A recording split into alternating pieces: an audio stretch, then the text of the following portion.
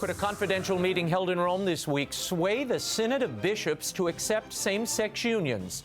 Rome correspondent for the National Catholic Register, Edward Pentin, joins us. We'll also preview my exclusive interview with Cardinal Walter Kasper. And later, Pulitzer Prize-winning humorist and author of The Worst Class Trip Ever, Dave Barry, is here to discuss his new work, literacy, and share a few laughs. Finally, is hell empty? Some Catholic theologians say yes. Dr. Ralph Martin explores the controversy and more. The World Over Live begins right now.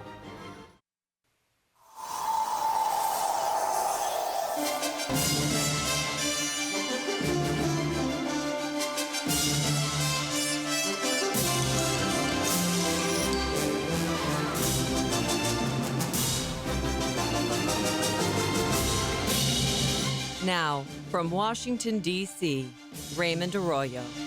A warm welcome to all of you joining us in the United States and the world over. Dave Barry, Edward Pentin, and Ralph Martin are all straight ahead. If you'd like to comment on tonight's show, or if you have a question for one of our guests, tweet me at Raymond Arroyo on Twitter, or you can email us at worldover@ewtn.com. Let's go to the brief news from the world over this week. The Iraqi offensive to retake the Anbar province from ISIS is underway. The operation comes a little more than a week after the Iraqi military suffered a humiliating defeat after withdrawing from the capital of Ramadi. On Wednesday, Iraq claimed it had captured some 200 ISIS fighters, while 3 suicide bombers killed at least 30 Iraqi soldiers. According to the U.S. Defense Department, ISIS is still in control of Ramadi. And the Syrian Observatory for Human Rights is reporting that ISIS had publicly executed at least 20 men at Palmyra's 2,000-year-old Roman-era amphitheater.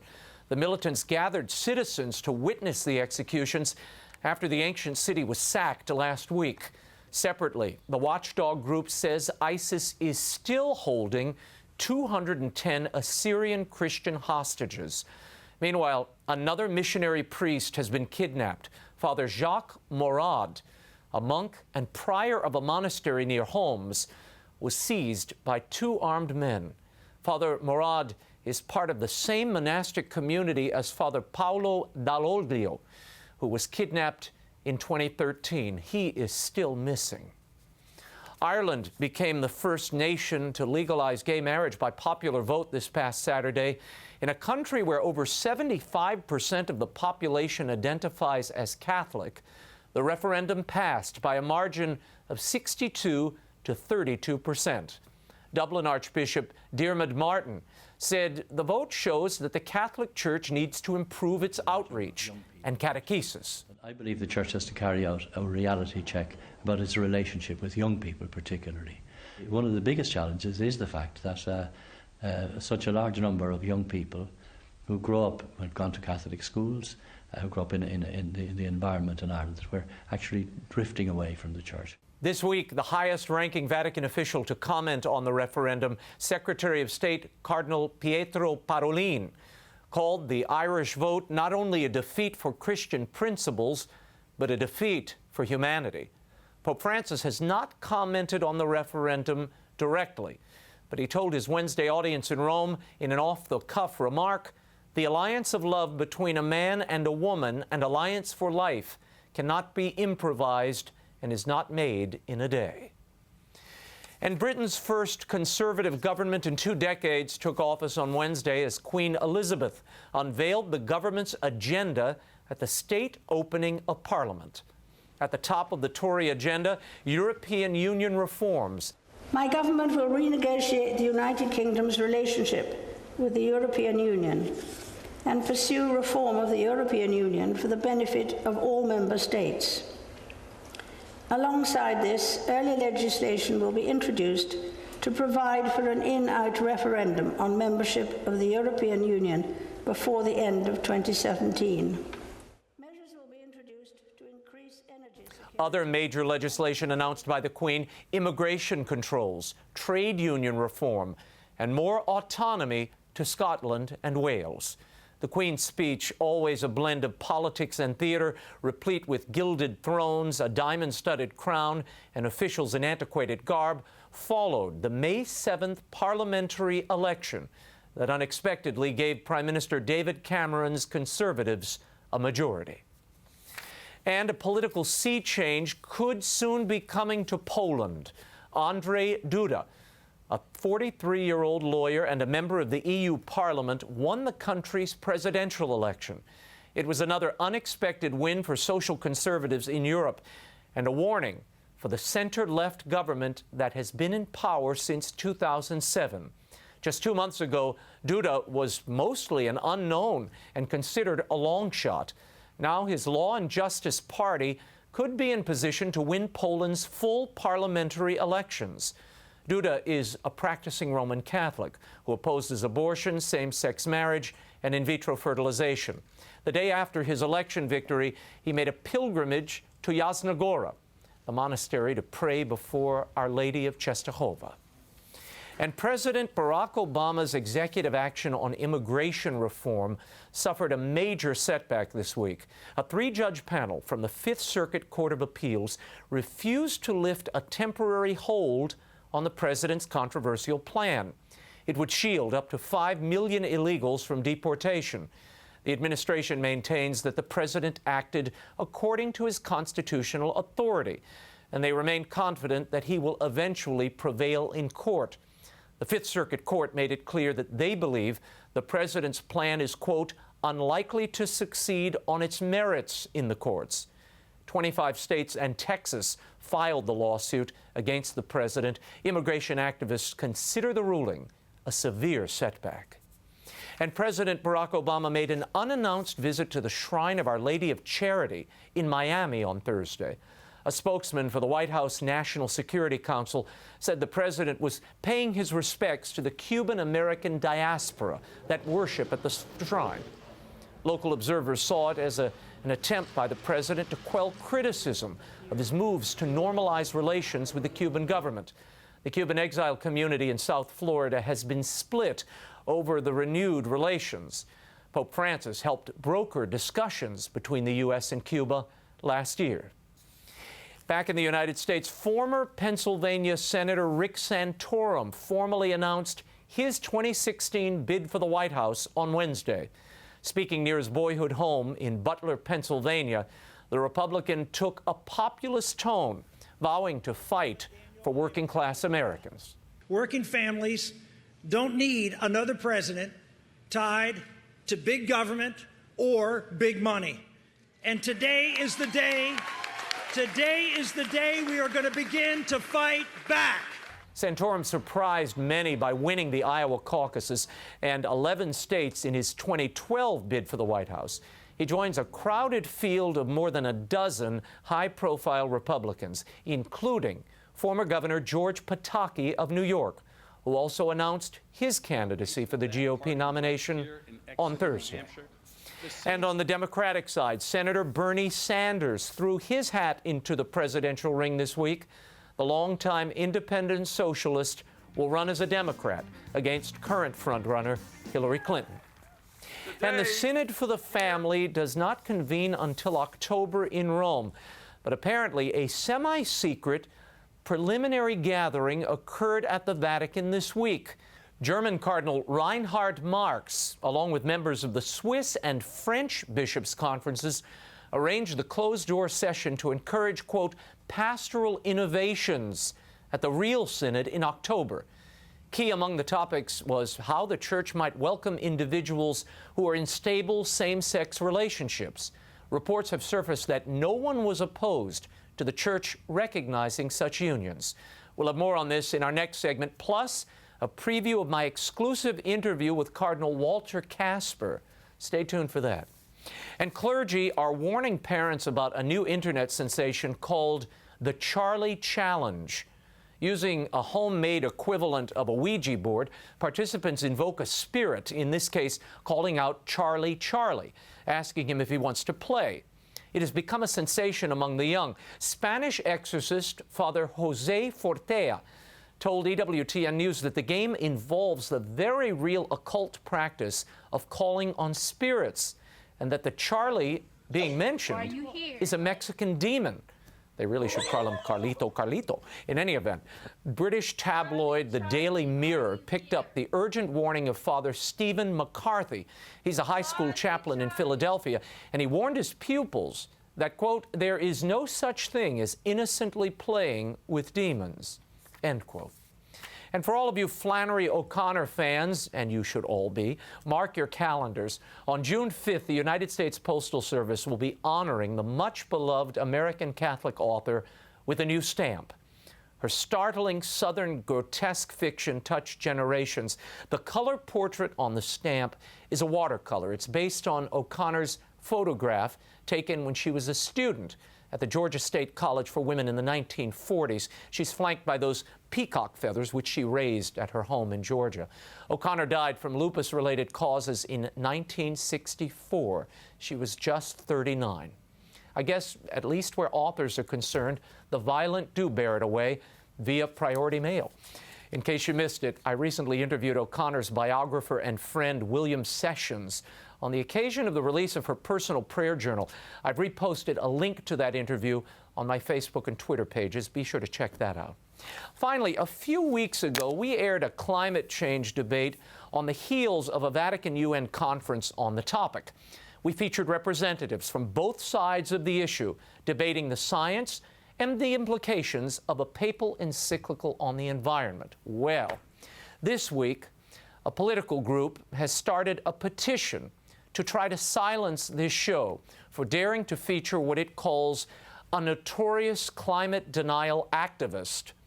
Now, for anyone who cares to watch, we hosted a fair debate, boys and girls. We invited a climate change activist and a skeptic to make their respective cases, which they did, and we trusted that the audience would come to their own conclusions.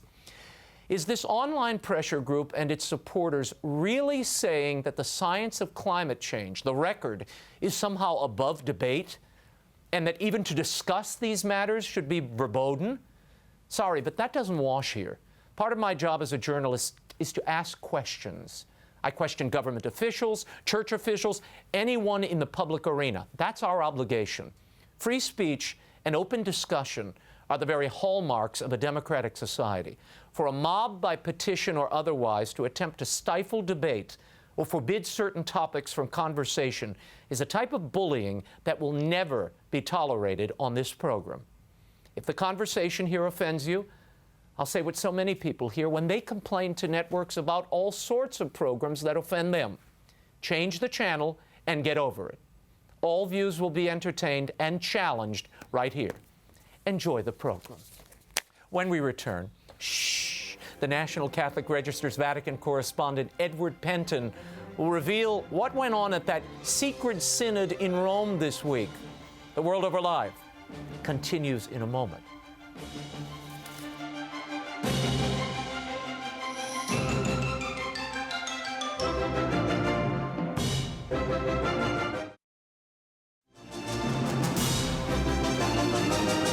Now, once again, Raymond Arroyo. Welcome back to The World Over. This week at the Vatican, the Pope met with a special council responsible for drafting the working document for that upcoming Synod on the Family. On the same day, a smaller group of bishops and experts met in secret to consider how to advance pastoral innovations at the Synod, including church acceptance of same-sex unions and offering communion to divorced and remarried Catholics. For more on what went on in these meetings, I'm joined from Rome by the Vatican correspondent for the National Catholic Register, Edward Penton. Edward, thanks for being here. Good to be with you, Raymond. Now, Edward, who was invited to attend this secret meeting, and how secret was it exactly? Okay, it was originally organized by the three heads of the bishops' conferences in France, Switzerland, and Germany. And they invited, I don't know quite how they chose them, but they chose 9 bishops, they chose a selection of theologians and experts, and also quite a large number of media representatives from Germany, Switzerland, Italy, and France. And altogether about 50 people came to this meeting.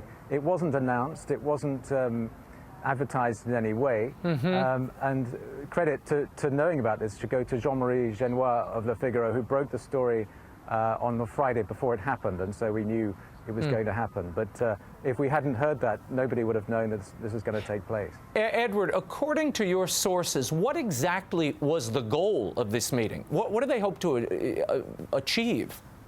Well, I mean, their point of view is that what they want to achieve is what they see as a kind of new theology, one that caters more to today's world as they see it, and that deals with people in their problems today. But of course, the way a lot of the church sees it as basically moving away from established teaching, introducing these pastoral innovations, if you like, which actually will end up undermining the church's teaching. And so those are the two perspectives of this meeting, if you like. You wrote that these discussions centered around introducing a theology of love as opposed to a theology of the body. What's the difference? Yeah, right. Well, the theology of the body, of course, deals with the biological aspects, the procreative, the unitive, and the procreative aspects of human sexuality. This is, if you start talking about theology of love, it becomes rather abstract. So love can be any kind of relationship. You can apply that to any relationship, say a cohabiting couple, a same-sex couple, for example. Then love becomes the center of it rather than the procreative aspect of human sexuality. So it's a rather subtle way of moving away from the Catholic teaching on marriage and human sexuality and bringing in this kind of legitimization of extramarital unions. We're talking to Edward Penton, the National Catholic Register's Vatican correspondent. Edward, Cardinal Reinhard Marx is really the driving force here. He was sort of the one orchestrating this secret meeting, if you will. Are Roman officials concerned that such a prominent man, a member of the Pope's Council of Nine and head of the German Bishops' Conference, is seeking to sway or reshape, if you will, this synod? I think there is a lot of concern. I mean, I haven't heard it myself directly, but I think there is. To be fair, I spoke to his press secretary yesterday. He denied that Cardinal Marx was the main figure behind this, but clearly he had a big role to play. All the press statements were put out by the German Bishops' Conferences, so you know they had a big hand in this. But yes, there is concern about him, but also not just him. I mean, there's various senior figures in the Vatican and in the Church who are pushing this line, which, of course, many people find completely unacceptable. Yeah. Edward, I recently sat down in an exclusive interview with Cardinal Walter Kasper. Now, he's the main proponent of offering communion to divorced and remarried Catholics. We're going to air the full interview, part one of it, next week. Here was his reaction to the referendum in Ireland and some of the ideas advanced by Cardinal Marx. Listen. What do you make of the Irish referendum approving gay marriage? Where Archbishop Diarmuid Martin there said, the Church needs to find a new language now to engage the young, and this should be a wake-up call. Of course, the Church is not in favor of homosexual marriage.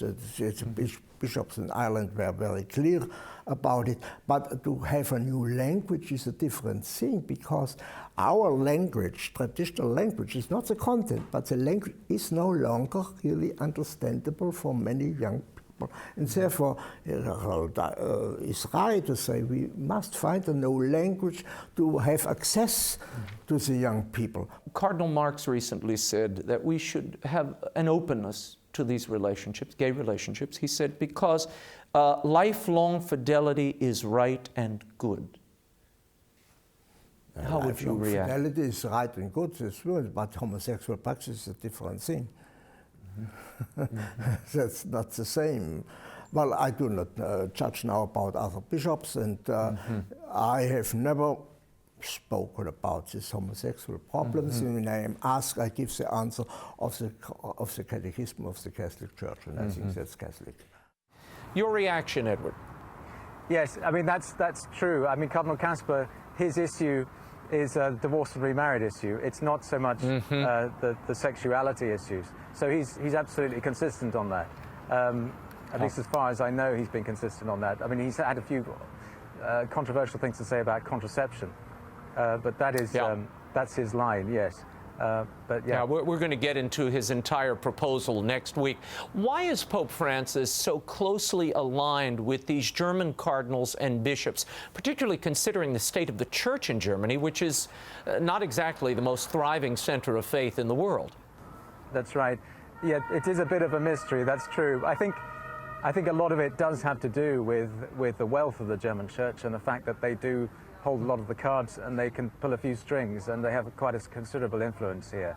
So there is that, but also the history of the German church as well. I mean, you've had the famous German theologians. They've always been very influential in the church, certainly since the council. And so I think that sort of heritage, if you like, has continued. Yeah, they do hold a lot of sway. And Cardinal Marx is interesting because he originally was, a lot of people were very happy about his appointment. You know, Orthodox Catholics were very happy that he was made Archbishop of Munich. But in the last couple of years, he's become very much a kind of flag bearer of the sort of progressive wing, and that's surprised people. But he's sort of come out of the shadows, if you like, and is starting to promote all these things in a very strong way. Yeah, let's turn for a moment to the Echo encyclical that is about to come out. The Pope is set to release it any day now. We heard that an earlier text had been scrapped and rewritten following that Vatican UN summit on climate change earlier this month. What are you hearing from your sources? I think there is something to that. I mean, I did get a comment from Father Lombardi. He said that there's no delay. But originally, he did say it would come out between February and April. I asked him that back in, I think, the end of last year, or the beginning of this year. And now, of course, it's now been extended to June, probably. So there has been a delay. But as Father Lombardi said, he's never predicted an exact date. But what I've heard is that, from quite well-informed sources connected with the encyclical, that it won't be as damaging, perhaps, as some people might fear, in terms of perhaps endorsing an exact science. Apparently he's you don't think he's going to endorse this idea that climate change is caused by human activity? That's what they say. I mean, whether it's exactly that, I don't know, but they're saying he's going to stand back a little bit from that. But other people are very concerned, of course, about the population control element to this, that it's being used as a mechanism to enforce population control. And the Pope is getting too close to these people, and there's people want him to back off. And they say that if he doesn't say something in encyclical to that effect, to try and distance himself from that movement, then it'll be trumpeted by that movement as being, a great revolutionary encyclical, and they'll try and co-opt it probably.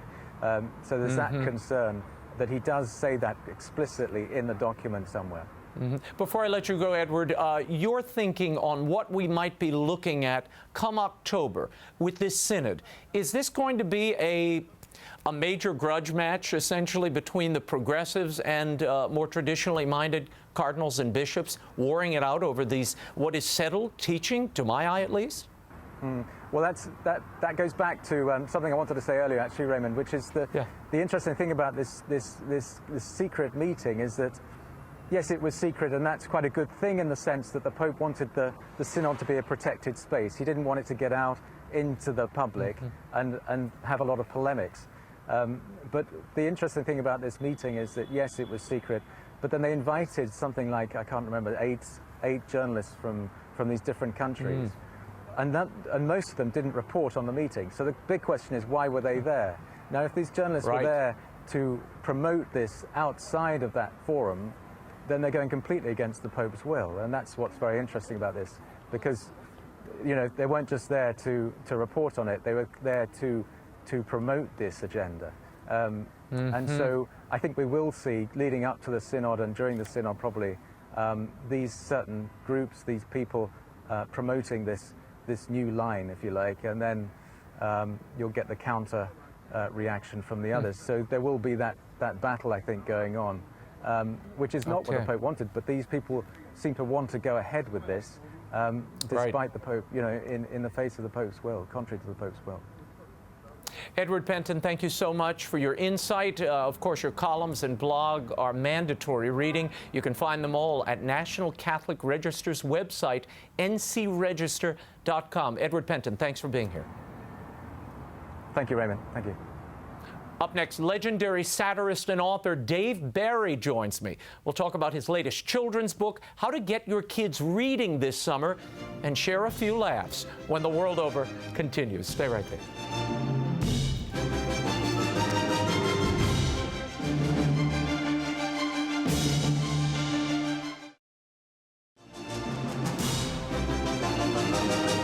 Now, once again, Raymond Arroyo. Welcome back to The World Over. He has written 30 books and countless columns, and he's been making us laugh for decades. From his days as a high school class clown to his Pulitzer Prize-winning commentary for over 30 years at the Miami Herald, there is nothing Dave Barry can't make funny. I sat down with him recently here in our D.C. studios to discuss politics, the craft of writing, raising teenage girls, as well as his latest book for middle graders, The Worst Class Trip Ever. Here's my exclusive interview with the hilarious Dave Barry. You have written, Dave, I viewed our political system as a form of entertainment for a long time. When I go to the political conventions, I look around at the real reporters and think, what the hell are they writing? How can they possibly make this appear to be serious? Your thoughts on this place over our shoulder here? It's wonderful. I mean, if you, as I say, if you look at your taxes as getting you some, useful service, no, you're going to be very depressed. But if you look at it as entertainment, it's like Vegas, but funnier, wackier. For really ugly people. Vegas, it's then it's immensely amusing. And I'm not kidding. When I started going on the campaign trail, this is back in the '80s.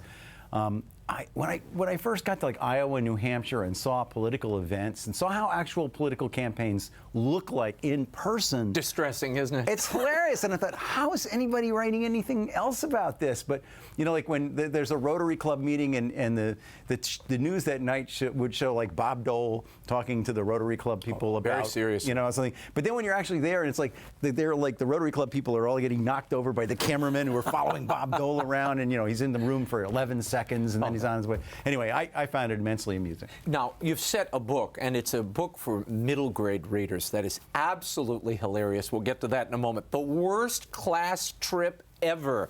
Why set it in Washington, D.C.? Well, because I don't know. I had this vision of and this became more prophetic in recent weeks, of the White House being attacked by a giant dragon kite.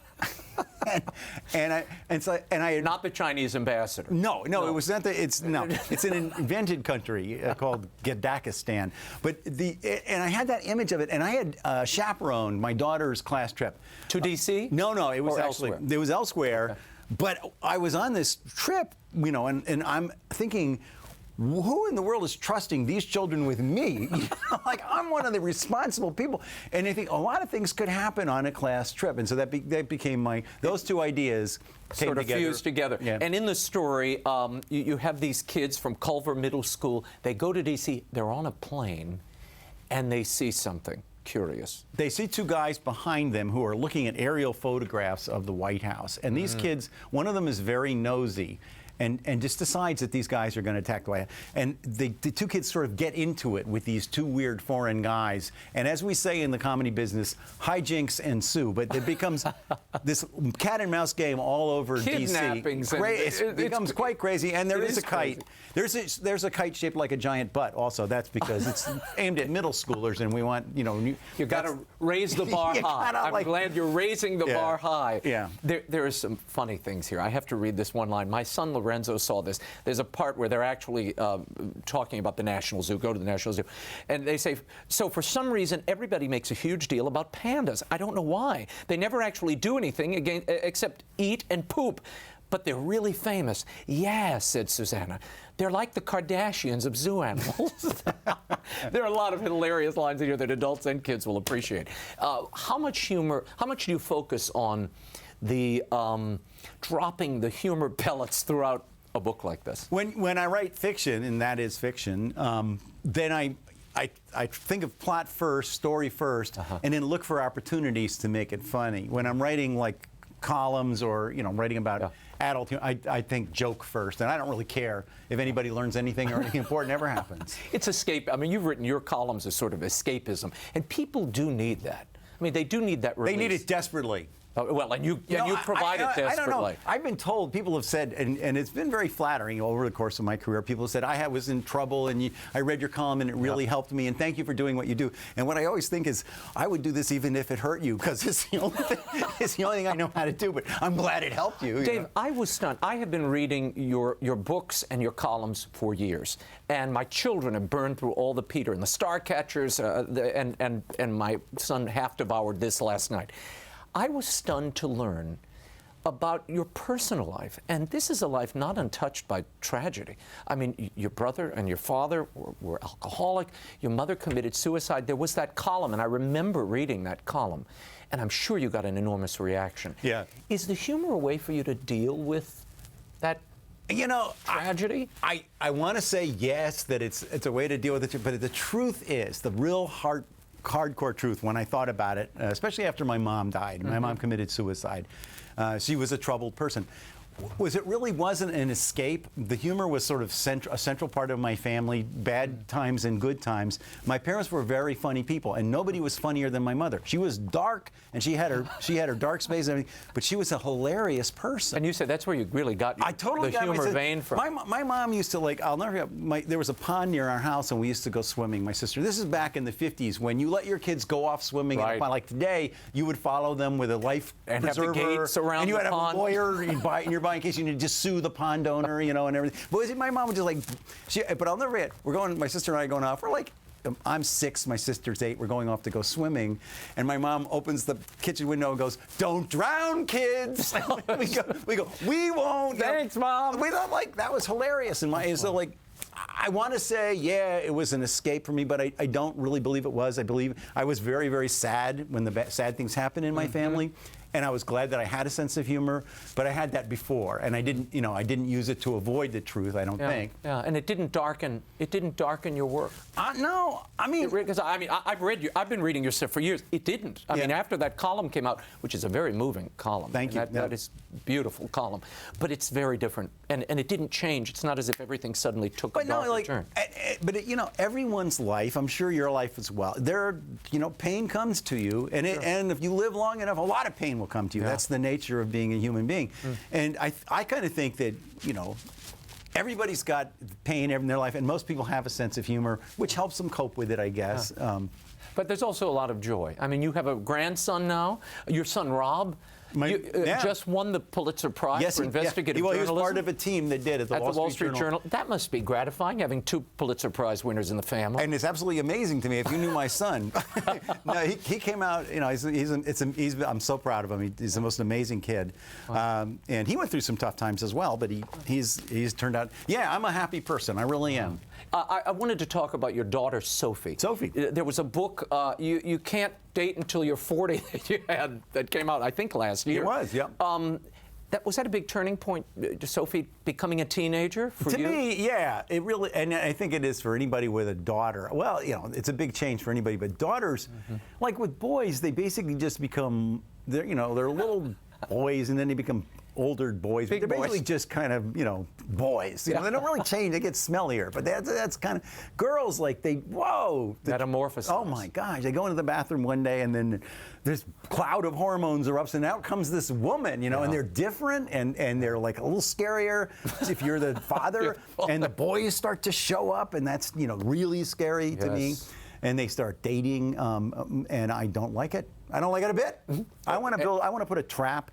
That's what I would do. A humane trap. A humane trap. Outside our door, because that's how they get in. And it would clang shut, and there would be a teenage boy in it, and I would take him out into the Everglades and release him in a humane manner. That's how I'd like to deal with boys coming around. My wife lets them right in the house, because she doesn't know. Yeah, she was never a boy, my wife. I'll remind my oldest son, don't go near that Barry girl. Yeah.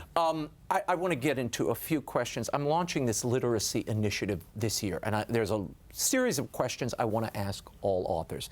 Rapid fire, respond as you will. Okay. Favorite children's book? Winnie the Pooh. Why?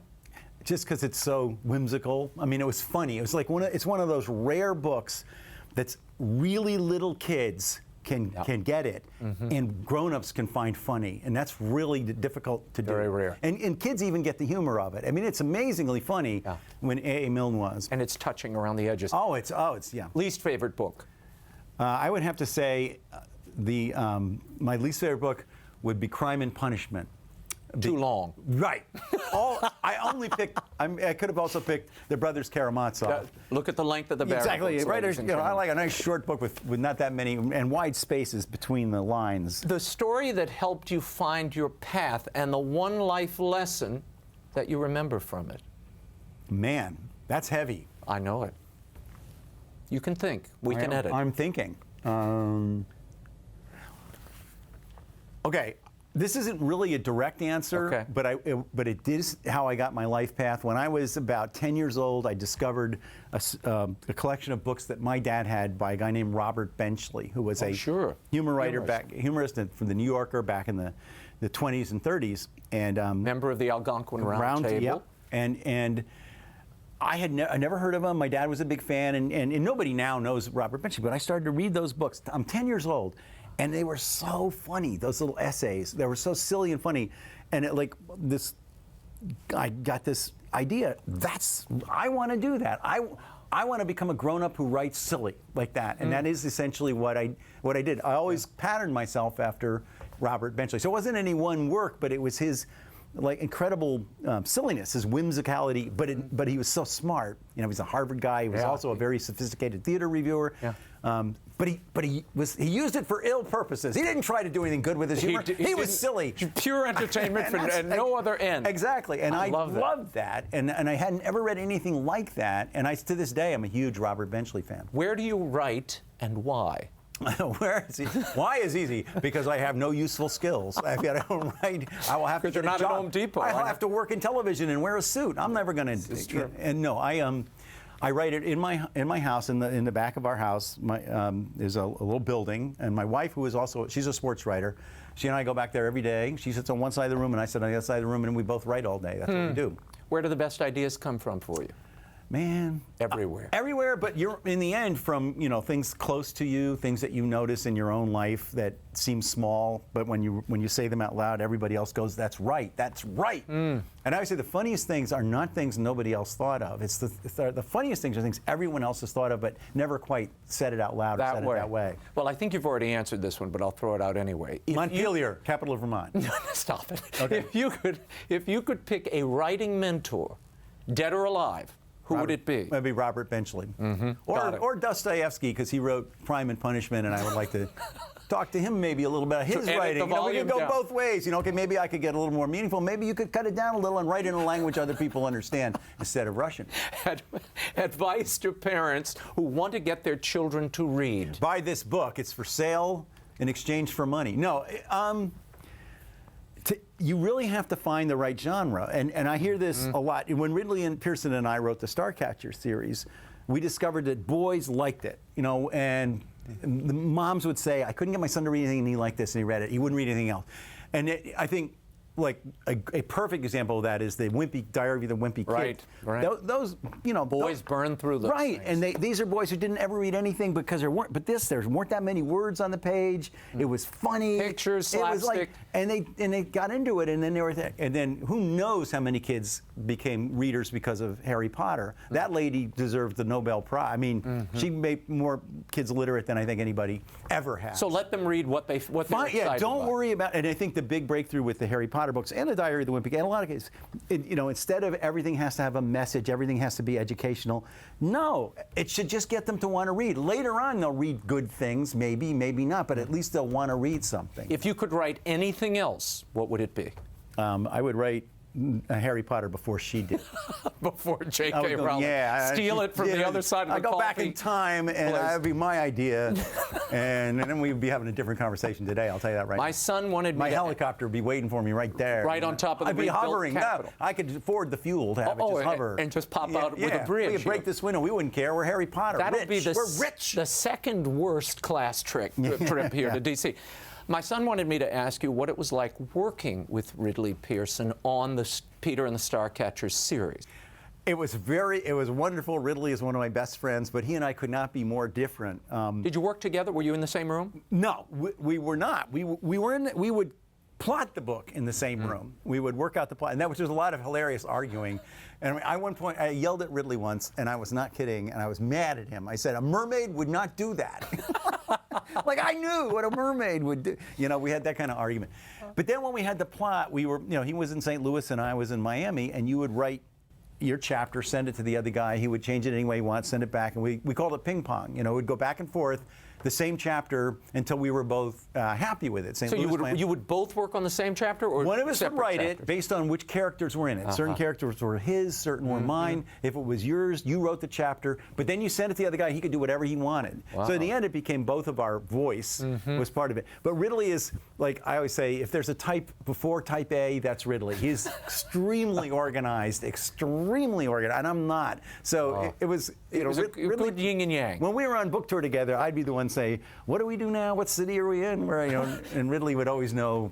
There's an hilarious breakdown in this story of Soviet adventures. Ridley and I went to Russia, which I won't recount now. But the worst class trip ever. It's in bookstores everywhere. Dave Barry, what a pleasure. I enjoyed it. Thank you. We'll have you back. And good luck with your book. Well, I'm going to send it to you. I'll blurb it. I'll blurb it right now. That's how dishonest we are.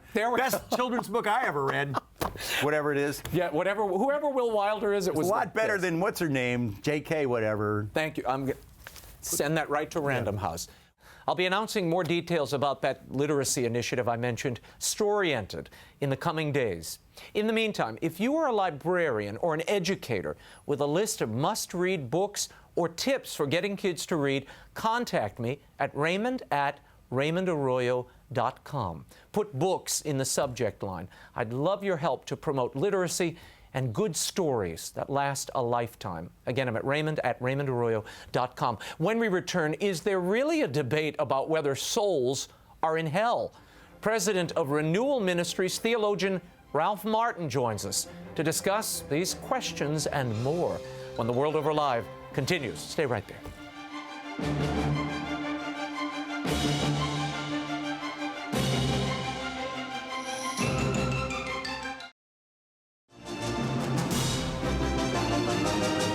Now, once again, Raymond Arroyo.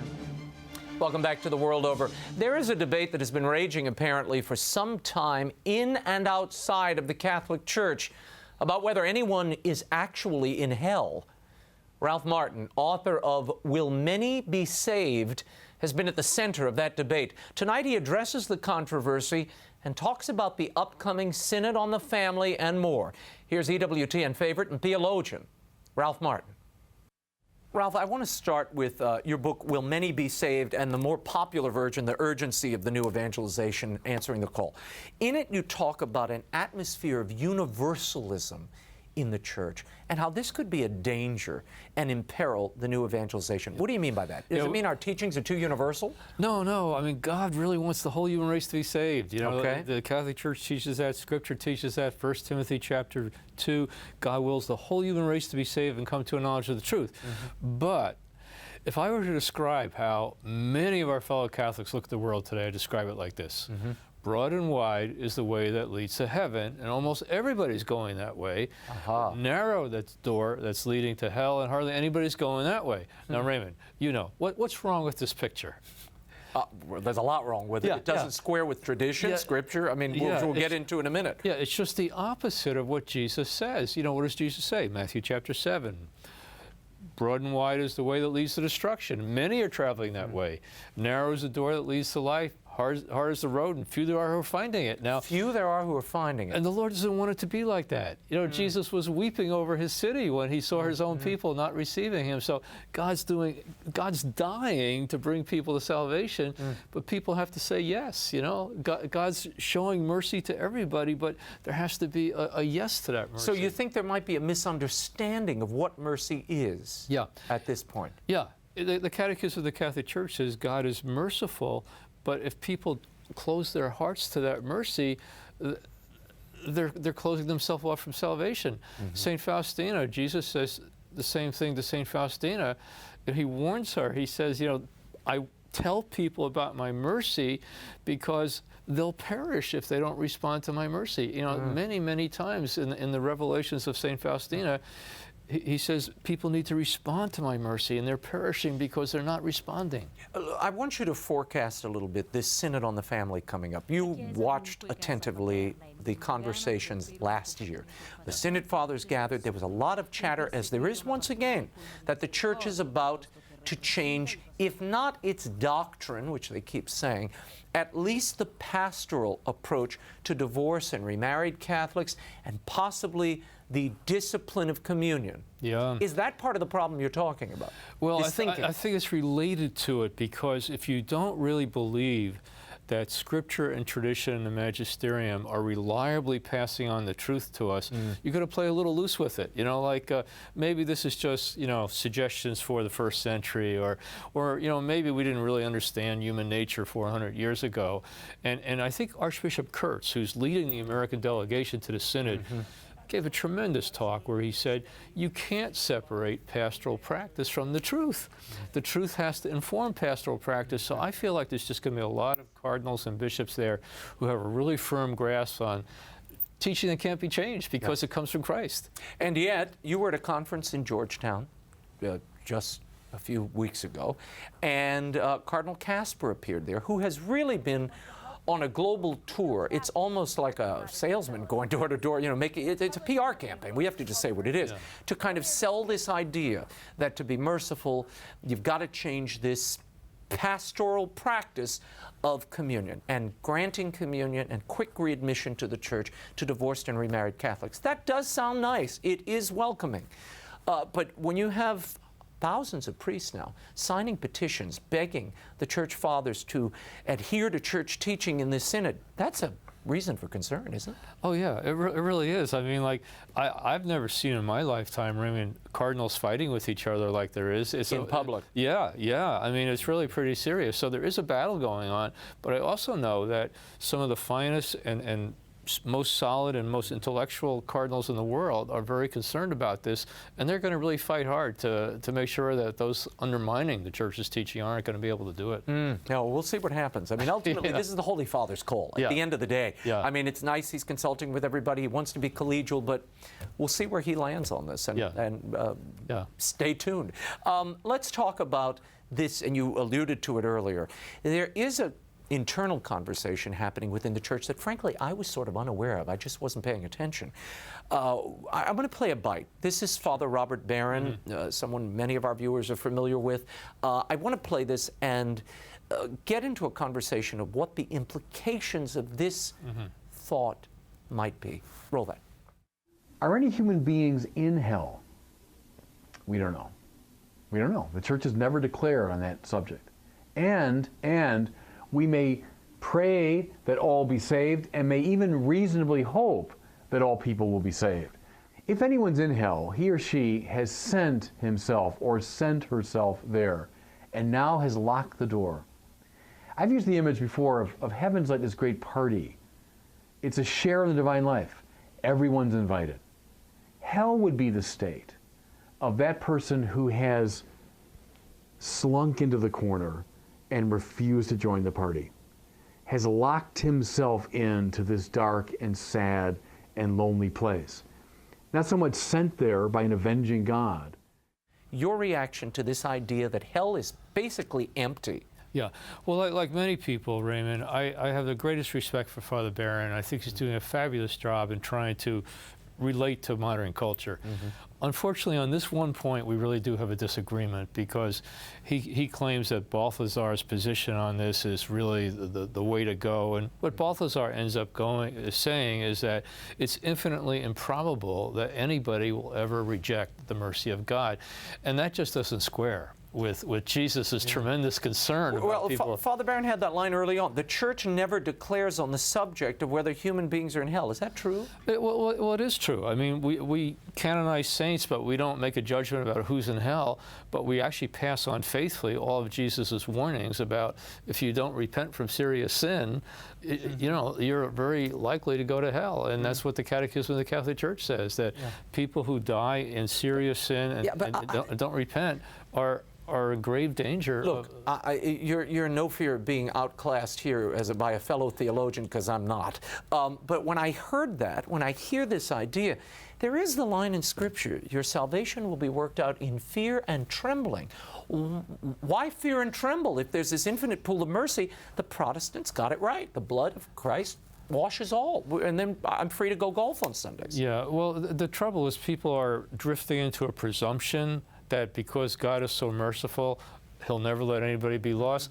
But that's not what he says.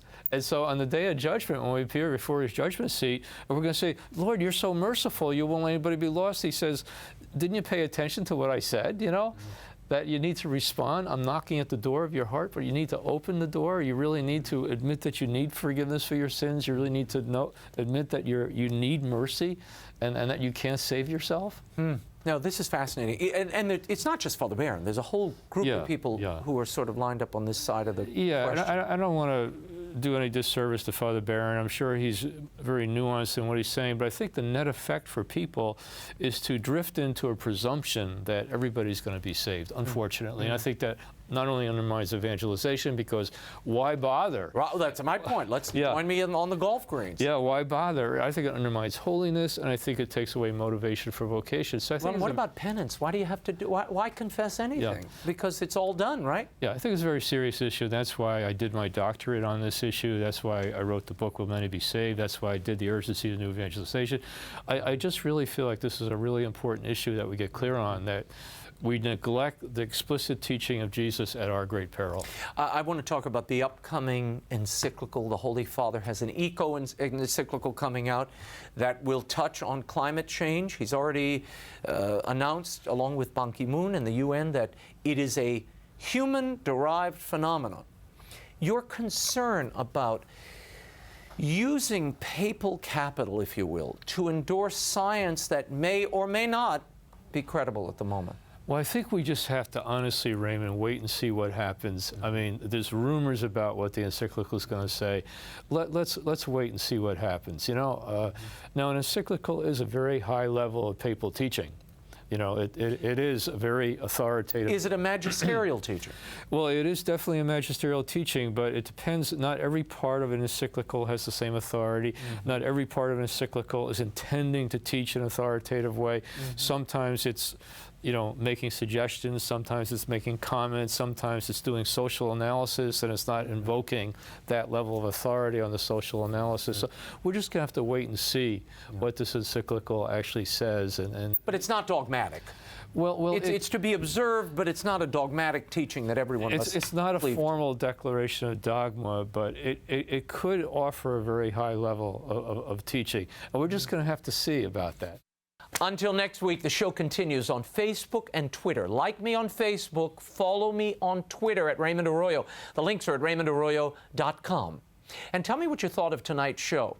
Don't miss next week an exclusive interview with Cardinal Walter Kasper, the man at the center of the Synod on the Family and so much of the discussion surrounding it. You will not want to miss this.